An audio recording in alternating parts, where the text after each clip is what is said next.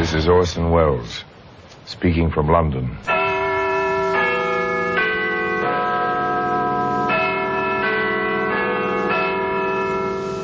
The Black Museum. Here in the grim stone structure on the Thames which houses Scotland Yard is a warehouse of homicide, where everyday objects, a paperweight, a woolen muffler, an old-fashioned hatpin, a drinking glass, all are touched by murder.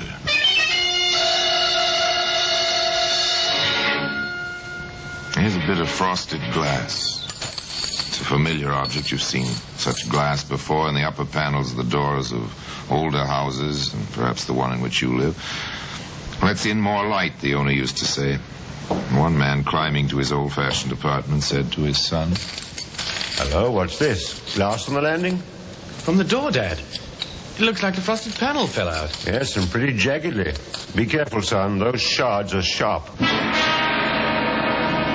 Well, today the glass shards can be seen in the Black Museum.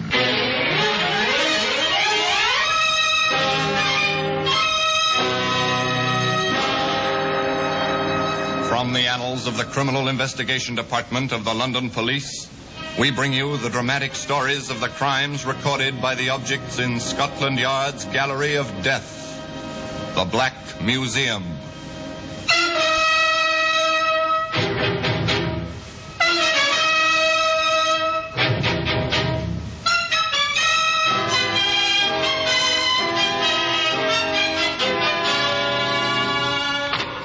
Now, here we are in the Black Museum. Scotland Yard's Museum of Murder. Yes, here lies death. Here's a pacifier. It's a nippled end, ivory ring. This in the Black Museum? Yes.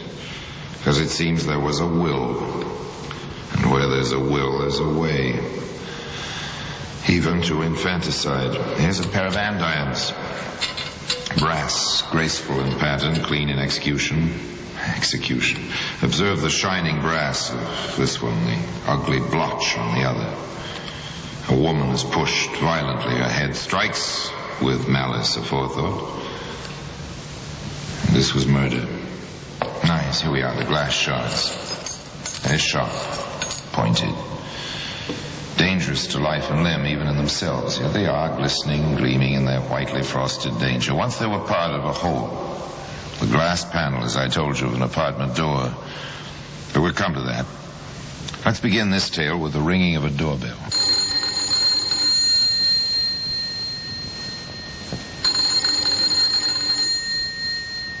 Maybe no one is home. Well, we'll try again. Sorry to have kept you waiting. Sorry to have disturbed you, ma'am. I've been sent looking for a chauffeur. Chap named Simmons. There's no one here by that name. And I can tell you, sir, there's no one by that name being in this neighbourhood. Well, not in my memory, and I've lived here about now on 20 years. Oh, well, thank you, ma'am. Garage where he works, the Beacon, it's called. Well, they'll have to find another errand boy if they can't give me better steers than this. Well, good day, ma'am. Good day. That's a bit strange. There's no Beacon garage in this neighbourhood. Of course, this was not a neighborhood for garages and items of that sort. This was strictly residential. Mostly semi-detached houses with a bit of garden and an occasional block of apartments, or flats as they're still called in London. Into one of those apartment houses came Charles Fly and his son Charles Jr., home after their respective days' work at business and college. When will they put lights in these stairs, Dad? Not when someone breaks a leg in the dark. I just hope it isn't your mother. So do I. Well, watch the landing. Dad turns just ahead. I know. Hello, what's this? Glass on the landing? From the door, Dad. Looks like the frosted panel fell out. Yes, and pretty jaggedly. Be careful, son. Those shards are sharp. I said, do you suppose Mother let the door slam so hard the glass broke? Well, I'll ask her when we get inside. Your key handy? Right here, Dad. Thanks.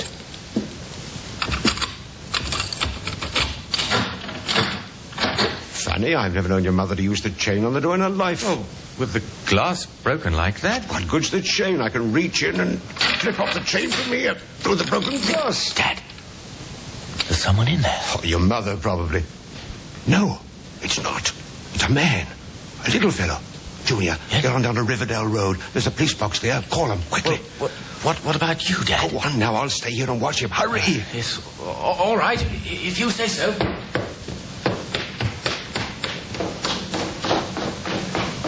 Chains off now. Why not? He's only a little fellow. Here now, what are you putting in my suitcase? You shouldn't have come in, Governor. It won't do you a bit of good.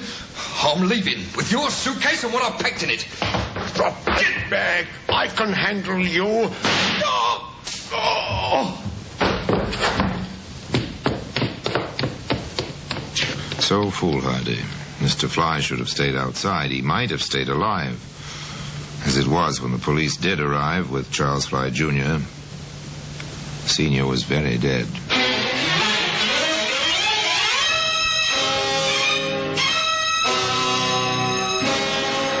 The call to Scotland Yard was automatic. After that, Inspector Howard proceeded with the preliminary questioning as his technical experts combed the apartment. I know you had quite a shock, my boy, but we need your help, and right now. I'll try my best, Inspector. We've checked the apartment. The intruder, whoever he was, had packed a suitcase and was about ready to leave. It's Dad's own. It was his suitcase. All right. Now, is there anything else you know of that's missing? Mother said something before she collapsed about her bracelet. I looked. It's missing. Can you describe it in detail? On items like that, we publish it in the Yard's Daily Gazette. It's circularized to every station, jeweller, and pawn shop in England. Well, it was gold, about an inch wide, engraved with a kind of floral design, and there were 25 diamonds, small ones, in the pattern. Dad gave it to Mother on their 25th anniversary. I see. Very good. Now, you've been an excellent help, and you're certain he was a short man. Well, I saw him through the broken pane. He was just about 5 feet tall. Quite a little fellow. I guess that's why Dad went in after him. Dad didn't know he had a gun. Housebreakers try to stay away from guns in England. The penalties are too severe. Yes, Sergeant? No M.O., sir. Just the broken pane of glass. Thank you. Anything beyond that first shell? Not a thing. One shot was fired, that's all. No M.O., sir? Means of operation. Anything that's recognizable. Most of these people have a kind of trademark. Completely subconscious, but it helps us to find them. Too bad there's nothing, then. We'll do our best. All right, Sergeant. I want the neighborhood canvassed. Did anyone notice a small man sounding the drum? Did anyone see a small man leaving the premises? And check every carnival, fair, and circus for a small fellow who's a sharpshooter. 1 cartridge, 1 shot, and bullseye. Got that, Sergeant? Aye, sir. We can make a start anyway, and here's hoping... Police routine. Sounding the drum. It's a new term. What does it mean? Listen to the sergeant as he canvasses the neighborhood. Tell me, ma'am, in the past day or so, has anyone rung your bell and asked for someone who doesn't live here and left in a hurry? Do you follow the term now? It's what Americans would call casing the joint. Find out if anyone's home by ringing the bell. If there is, make an excuse and get away fast. If there isn't, find a way to break in and steal whatever may be lying about within easy reach. It's simple, effective, very professional. But the police are professionals, too.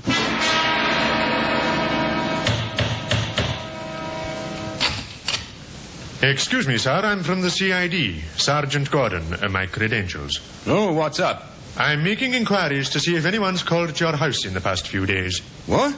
Oh, no. We've all been away the past 2 weeks. We only got back today. Oh, well, thank you then. Sorry to trouble you.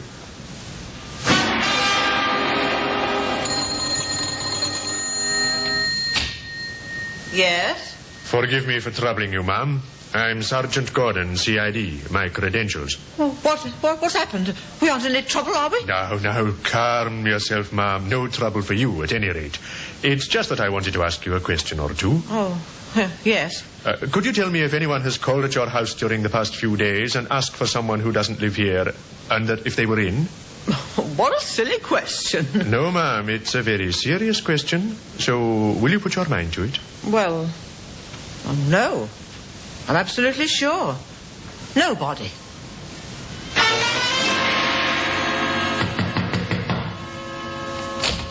Yes? Sergeant Gordon, CID. My credentials. Yes? Has anyone rung your bell in the past few days and asked for someone who doesn't live here? No. Thank you.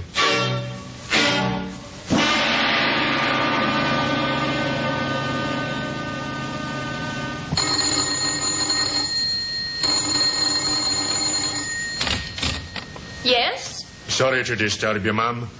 I'm Sergeant Gordon, CID. My credentials. Oh, police. Yes? Did you... that is, has anyone rung your bell in the past few days and asked for someone who doesn't live here? Oh, that'd be a foolish thing. Why, yes, there was. Just yesterday afternoon. He asked for a chauffeur or something. Said the fellow worked at the Beacon Garage. And you remembered this? I certainly did. Why, ma'am? Well, because there's no such place hereabouts as the Beacon Garage. And I ought to know. I've lived here 20 years. I see. Rather a foolish error. Now that you mention it, I'm not sure that it was an error.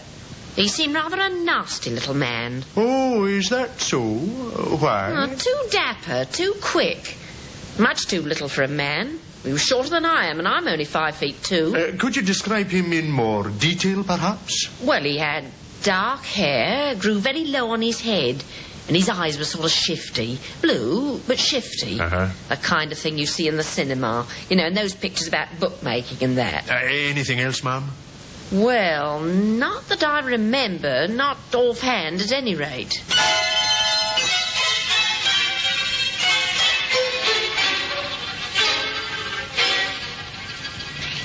Now, two people still living have seen this little man, the dead man's son, and the woman at whose door he sounded the drum. A description is in hand, two descriptions, which tally in every point. And then Sergeant Gordon came into Inspector Howard's office with another fact, a very solid fact. What's this, Sergeant? The weapon, sir. Found it behind the hedge of number 21, 3 houses up from the flats where Fly was killed. How'd you get onto it? We found a young fellow who'd been walking his girl past the flats on her way from the bus. This little man ran out of the flats, almost knocked the girl over, but he kept going. Our young fellow turned round to protest, saw him throw something over the hedge. We looked. There it is. Nasty little gun. Well, shell jammed in the chamber. No wonder he fired only one shot. But he pulled the trigger twice. Well, we can drop our search in the circuses, Sergeant. I doubt if this fellow is the sharpshooter we thought he was. I think now we'll concentrate on classification by size. Shall we get to it, Sergeant? We seem to have our work cut out for us again. Surely the picture takes shape. Dim at first, as if seen through frosted glass. Like the glass shards to be seen today in the Black Museum.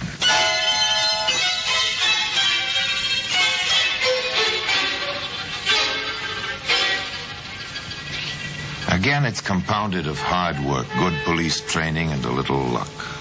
They start with nothing, this time with a wrong theory that their man is a sharpshooter. They have to abandon this, and they start fresh with the dullest and therefore the hardest kind of police routine, checking the files. He's a little man. Everyone's agreed on that. Ask Criminal Records to send us the dossiers on every man we have on file under 5 feet 2 inches in height. Carefully, the inspector in charge and his sergeant comb through these dossiers, and finally, by reason of cross-checking, this one in jail at the moment of the crime, that one in some other part of the country, others with perfect alibis, the list of little fellows is reduced to 4.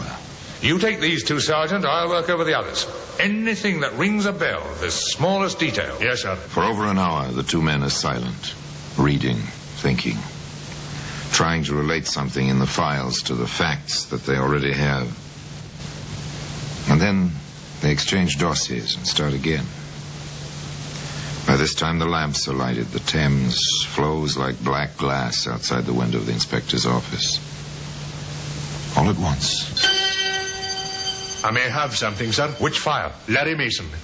His nearest relatives, an uncle and an aunt, are recorded here as living in Beacon Road. Does that mean anything to you, Sergeant? It doesn't to me. You'll see it in my report in passing, Inspector. When I talked with a woman who'd seen the fellow sounding the drum, he told her the chauffeur he was looking for worked at the Beacon Garage. And she made quite a fuss over the fact that there is no such garage in the neighborhood. She was quite emphatic about it. Interesting. Let me see the description. I see. 5 feet 1.5 inches, the smallest of the lot. Beacon Garage, eh? And relatives on Beacon Road. Not important, perhaps. And yet, all important, as the inspector thought it through. We'll say a man needs a false name at a sudden moment. He says the first thing that comes into his mind. It seems rather natural that the place his nearest relatives live should be lurking somewhere just below his consciousness. Well, it's mighty slim, but it's worth a try. And having decided it was worth a try, Inspector Howard and Sergeant Gordon set out to trace their prime, if tiny, suspect. Mason? Yes, he lived here. Oh, lived? You mean he's left? He didn't leave. What then, Mum? Did he die? He could have, for all I care. I threw him out. Didn't pay his rent for 3 weeks. I can't afford deadheads, I can't. Have you any idea where he's gone? No. What's more, I don't care. Next point of inquiry was the Beacon Road address and Larry Mason's uncle. About your nephew, Mr. Mason. What about him? Have you any idea of his whereabouts? Who wants to know? My name is Howard, Inspector, Scotland Yard.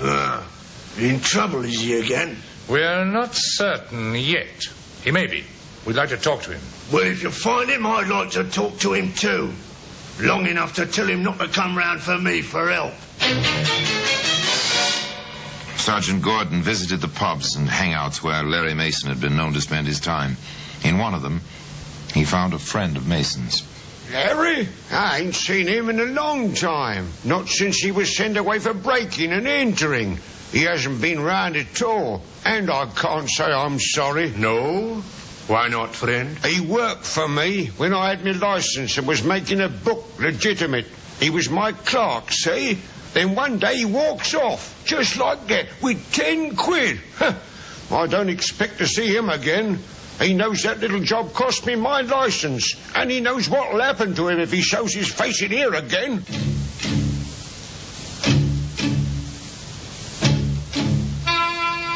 Not much to go on, or to find a man, except the brush strokes that fill the picture of the little fellow's character. Unreliable, a thief, untrustworthy even where his friends are concerned. Now, think back a minute. Remember the Daily Gazette the Yard publishes with descriptions of stolen goods, missing persons, and so on. Teletype from the Lancashire Police, Inspector. They've got the bracelet in the fly case. A pawnbroker turned it up. Good. It was offered to him by a tall, heavy-set fellow with a peculiar circular scar on his right cheek. That sounds like Dick Lowry. Let's have Mr. Lowry in here, shall we? Mr. Lowry was quite glad to oblige. He wasn't in hiding or anything like that, not Dick Lowry. Where'd you get it, Lowry? The inspector wants to know. Where'd I get what? The bracelet you pawned in Bolton. I found it. You found it, didn't you? That's what I said. Anything wrong in that? If you found it, no. We think you bought it. Oh, now, what would I buy a bracelet with sparklers in it for? My girls don't go for that sort of thing. You sold it, didn't you? Oh, of course. Why not? Fella can do with a spot of cash. Lowry. Yes, Inspector? You may want to know that bracelet is involved in a killing. A killing, is it? Why, the dirty little... Oh? Go on, Lowry. Start talking, Lowry. Accessory after the fact in a murder can be very nasty, you know. All right. I bought it. I paid a good price, too. From whom? Lowry from whom? Larry Mason. Well, at last. Where'd you see him, Larry? Oh, the usual place. Dog track. With him, it's horses or dogs when the nags aren't running. Finally, the patience was bringing results, as it almost always does. Canvass a whole neighborhood, comb through hundreds of files, slowly, narrow the possibilities, and finally, a direct relation is established between the crime and some person who may have committed it. After that, find the person. In this case, it was the dog tracks. South End. He's not here, Sergeant. The White City Raceway. Not a sign, Inspector. Wembley. They know him here, but he hasn't been around in weeks. And back to Southend. No luck again, sir. No luck is right. Tell me, Sergeant, do you suppose a pint of ale will help our patients any? Aye.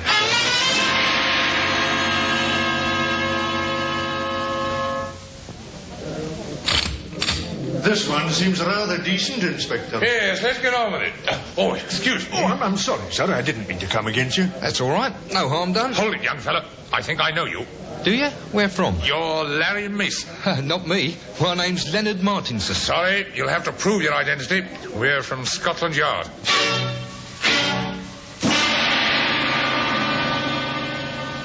A twist of luck, a turn of chance. Two weary policemen in search of a relaxing moment run across the killer they've been hunting for weeks.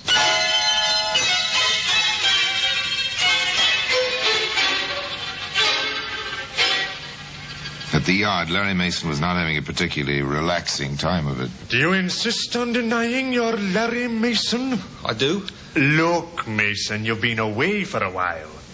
Now you know about these things. Your fingerprints are the prints on Mason's record. Dick Lowry swears he bought the bracelet from you. Your landlady and your former bookmaking associate have identified you.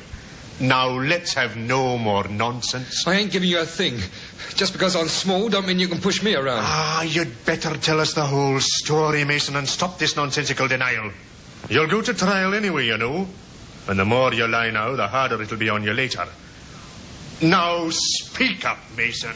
You know, they get stubborn streaks sometimes. They read somewhere somehow that the best defense is to admit nothing, not even their own identities. So they firmly shut their mouths and refuse to talk about anything except the weather. The sergeant knew they had a case, a good case. Inspector Howard came in to help. I look at it this way, Mason.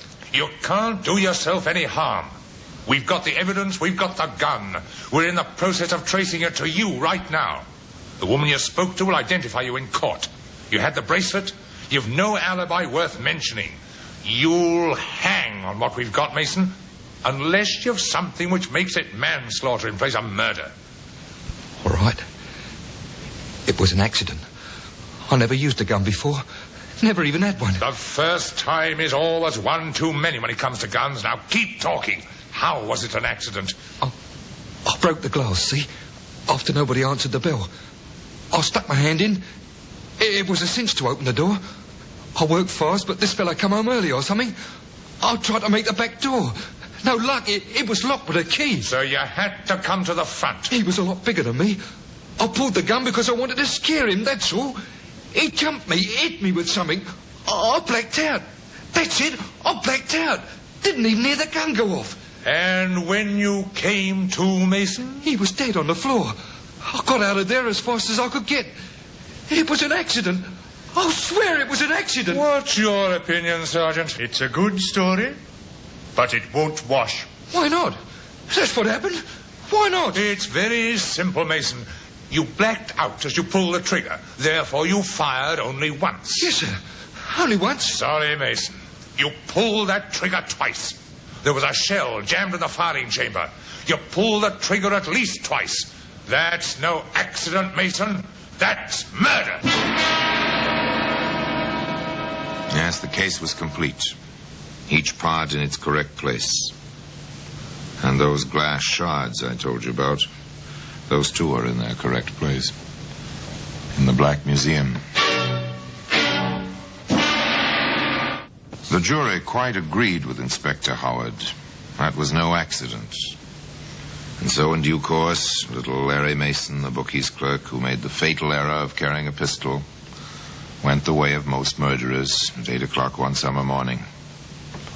Larry Mason's luck had run out, or had it? It was reported, you see, that as he walked to the scaffold with its 13 steps and waiting rope, Mason murmured to his guards, they had to do this now on June 6th. Derby Day. And me with a few shillings riding on Armstrong in the big race. Curiously, although Mason wasn't available to collect on his bet, Armstrong was the winning horse at 53-1.